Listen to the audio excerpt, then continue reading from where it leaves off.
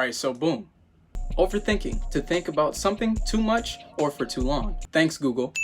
Overthinking is something that people do consistently, but sometimes it's within good reason. Cases where it's within good reason would be when you're playing a game and you have to consistently think. Listen, you may be thinking that checkers is a simple game, but one little slip up, then boom, you're a man down. And if it's one thing I hate, it's losing. After losing a game, I will become the king of salt. And every time I see you, you'll get that Luigi Mario Kart sinister stare for a week. Just thinking about it has me tasting salt, so I won't even go there.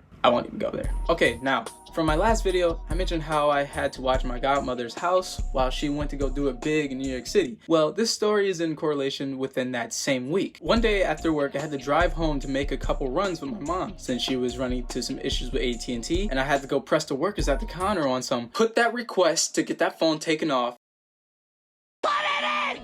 After taking care of that, then we had to go to her job since she had to go to a meeting. Now, this whole time I was thinking about how I still didn't eat after I left work, so I wasn't myself. I couldn't think straight. My sister called my mom saying she was ready to get picked up from work. Now my mom looks at me and tosses me a set of keys. These are no ordinary keys. They're my godmother's keys. I had these keys and felt like the man, whipping it in the Jeep Renegade.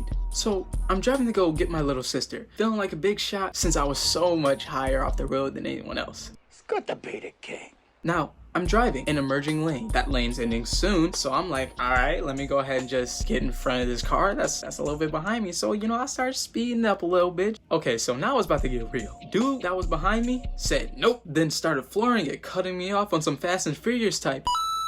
After going into the building just to get my mom, finally the meeting was over, so we started walking out. We were walking towards the car, getting closer. As we were getting closer, I noticed something. This was terrible. I instantly got hot and I started sweating bullets. I'm drenched in so much sweat. My shirt went from gray to black. There was a dent on the fender. I was thinking, oh man, my life is over. My mom didn't ease my stress either. Now, I'm already sad that the car has a dent on it. Homegirl took the car in to get it looked at and she got a quote. She brought back a packet. Looking at this packet like, what does this mean? I looked through it and I see that to fix it, it would be $1,000. What? $1,000? You can, why?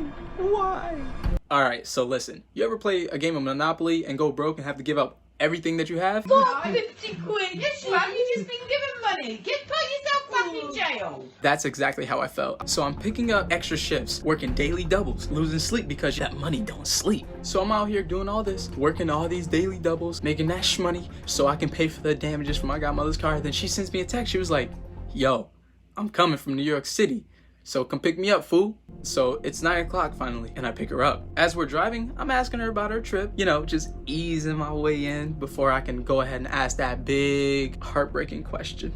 So as we're driving, I'm asking her all these questions about her trip and how she was, and I finally built up the courage to actually ask the big question. So I look at her and I said, so did my mom tell you about the car already? No. What's going on? I thought I was gonna feel the wrath of my godmother. So we finally pull up to the car and I show her the damage. I'm sweating again. She looks at me, then she looks at the damage. Looks back at me again. Then she starts laughing. Now, I'm just sitting over here like, hola, because I'm not seeing anything that's funny in this situation. So I'm lost. I'm extremely lost. Yeah, that was me. I hit an empanada while I was crossing the street. It didn't make it. I was stressing about something I didn't do. When she told me that she did that, I dang near passed out.